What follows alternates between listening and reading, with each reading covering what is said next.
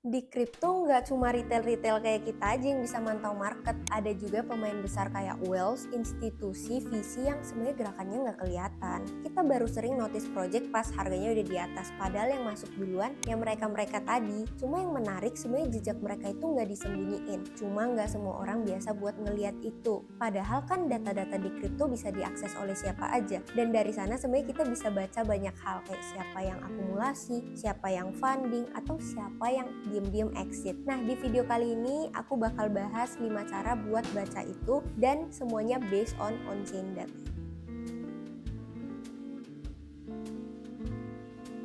Semua transaksi di kripto itu transparan, setiap wallet punya jejak dan beberapa wallet punya reputasi yang baik. Contohnya kayak wallet milik Coinbase Venture, Pantera Capital, atau Binance Lab yang baru-baru ini ganti nama. Mereka sering banget terlibat ke project-project besar sejak awal kayak Aptos, Starknet, sampai Layer Zero.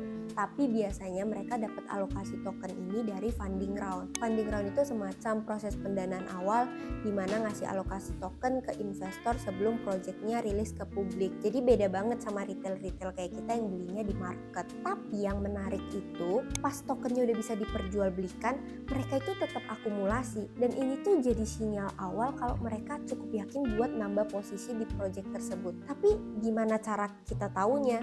Nah, kita bisa manfaatin tools kayak Arkham, Nansen buat tahu token apa sih yang mereka beli, kapan belinya, dan seberapa banyak yang mereka beli. Contohnya kayak Blast, sebelum Blast rame diomongin, wallet-wallet yang sebelumnya aktif di Optimism dan juga Arbitrum itu udah diem-diem akumulasi. Dan dari sini tuh kita bisa lihat kalau investor besar itu sering masuk diem-diem sebelum kita notice. Waktu project crypto mulai rame, kebanyakan orang cuma fokus satu hal, harga tokennya udah naik berapa persen sih? Padahal ada satu hal yang penting tapi jarang banget dibahas, yaitu siapa yang danain project ini dari awal. Kedengarannya ribet, tapi sebenarnya nggak seribet itu, dan justru ini bisa jadi salah satu cara biar kita nggak asal FOMO doang ke project baru. Karena biasanya kalau project diinvest sama investor kredibel, berarti tandanya project itu bukan project yang main-main, dan sebenarnya yang dicek juga nggak ribet kok, kayak siapa yang masuk, visi siapa yang ikutan, berapa dana yang dikumpulin, dan sebagainya. Tapi kebanyakan orang bingung cara buat ngeceknya. Jadi sebenarnya ada beberapa cara. Yang pertama itu kalian bisa pakai DeFi lama terus ke bagian raises.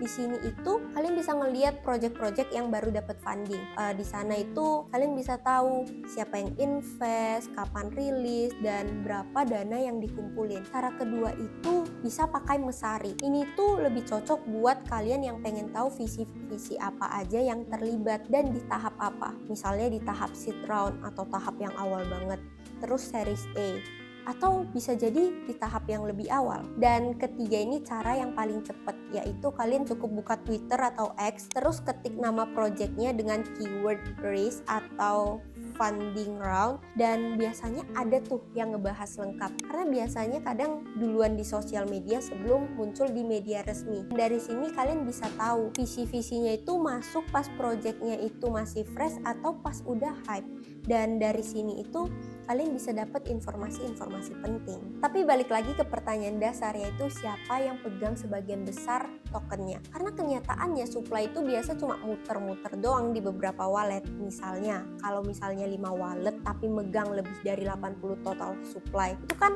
aneh banget ya, dan itu bahaya karena kalau kejadian mereka bisa pump and dump harga seenaknya. Bayangin kita entry terus mereka bareng-bareng jualan, ya harga anjlok dan kita cuma bisa jadi exit liquidity. Tapi buat ngecek ini tuh beda-beda tergantung chainnya. Jadi kalau misalnya di Ethereum di Etherscan, di Solana Solscan, jadi tergantung jaringannya. Dan pas masuk itu kita ke tab holders, dan di sana kita bisa ngelihat walletnya megang seberapa banyak dan walletnya apa-apa aja. Dan kalian harus waspada kalau misalnya ada satu wallet tapi megangnya 20, 30 atau bahkan 50%. Karena emang sebenarnya wajar ada alokasi buat tim developer dan investor awal, tapi ya semua itu harus ada sistemnya, misalnya token lock atau vesting. Vesting itu kayak jadwal cicilan, jadi tokennya itu nggak langsung dicairin semua di awal, jadi perlahan, bisa per bulan, bisa per kuartal. Tujuannya itu biar nggak ngedam harga di awal dan mereka itu tetap punya insentif buat support projectnya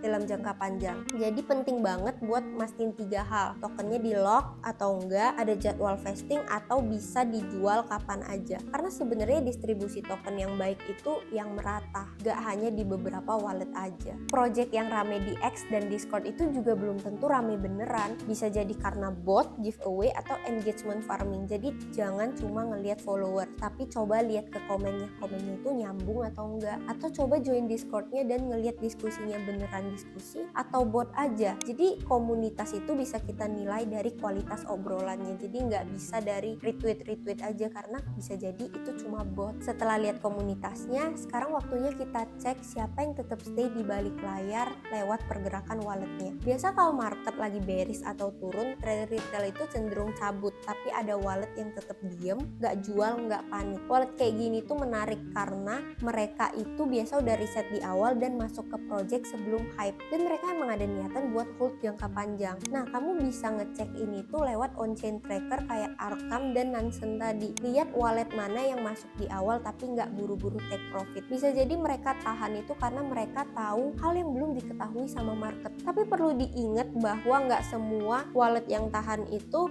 berarti pasti cuan, karena bisa jadi emang mereka nyangkut atau yang vesting tadi, jadi mereka nggak bisa jualan. Jadi tetap penting buat ngelihat konteksnya. Oke, jadi di dunia kripto itu nggak ada insight khusus yang cuma bisa dibaca sama orang dalam aja, karena data on-chain itu terbuka dan bisa diakses siapa aja, tergantung kalian mau baca atau enggak. Dan setelah kalian tahu cara bacanya, kalian jadi bisa tahu pergerakan besar sebelum rame dibahas. Mungkin sekian dulu dari aku. Next, kira-kira mau bahas apa nih?